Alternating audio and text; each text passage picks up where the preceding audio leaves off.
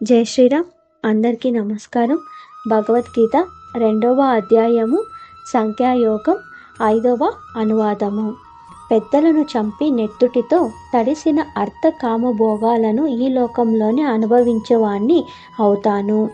మహానుభావులైన పెద్దలను చంపటం కంటే ఈ లోకంలో బిచ్చమెత్తుకొని బ్రతకడం మేలు అని అంటున్నాడు అర్జునుడు. తన జీవనోపాధి కొనసాగించటం కోసం యుద్ధం చేసి రాజ్యాన్ని జయించాలని ఎవరైనా వాదించవచ్చు. కానీ ఇక్కడ అర్జునుడు ఆ వాదనని తిప్పికొడుతున్నాడు. భిక్షాటన చేసైనా జీవిస్తాను, కానీ ఈ నీచమైన నేరాన్ని మాత్రం చెయ్యను అని అంటున్నాడు.